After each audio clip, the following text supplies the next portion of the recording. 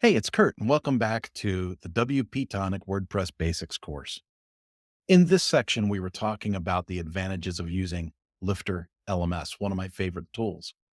And this particular lesson is more of a pro tip than it is a requirement to use Lifter LMS, but I wanted to make sure that you knew about it.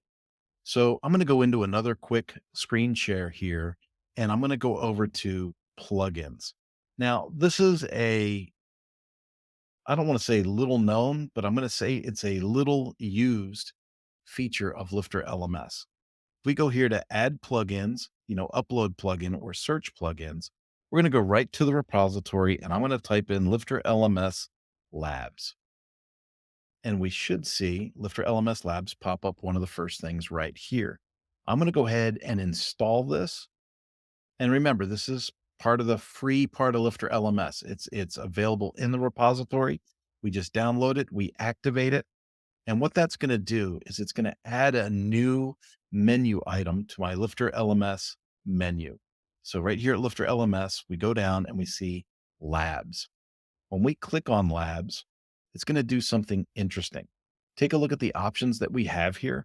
We've got super sidebars, simple branding, Lifter Divi theme capability. So it's Lifty, right? Action Manager and Beaver Builder. So if you went through WP Tonic, you're using Cadence and the Cadence theme and Cadence blocks and Cadence blocks Pro and all of that. So there's not a lot here that you really need to be concerned about. But let's say that you were someone using something else other than WP Tonic.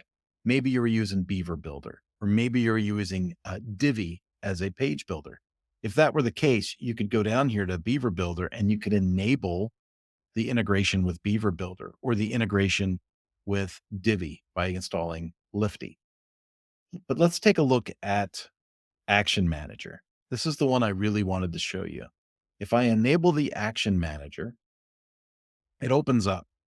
And typically, when you're working with a learning management system, there's certain elements of a lesson or a course that show themselves on each page.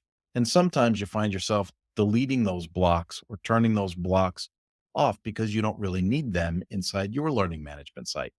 For instance, if you're like a speaker, trainer, or coach, and you're putting up 3 or 4 courses on your subject matter, you don't necessarily need to have instructor, your picture and your name on each lesson or course page, right? So that might be something that you want to delete from that. So if we take a look at these lists here, it says quickly remove specific elements like course author, syllabus, and more without having to write any code. So it's a no code solution to get rid of these items from your course and lesson pages. So if we take a look at the single course actions, we can get rid of video embeds and audio embeds and things like that. That's not necessarily what I want to remove, right? But if I take a look at, and you might, but that's not what I was talking about in our use case here.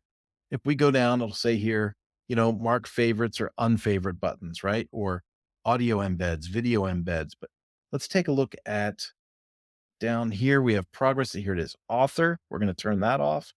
We can turn off difficulty.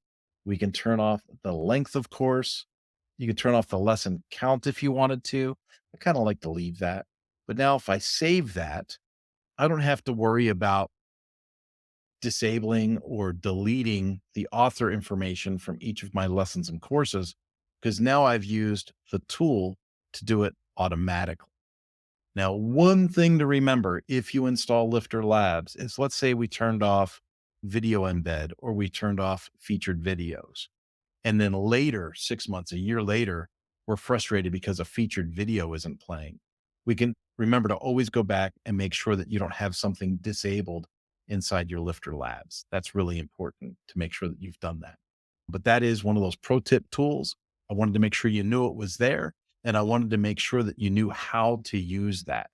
So once you select those items, you save that.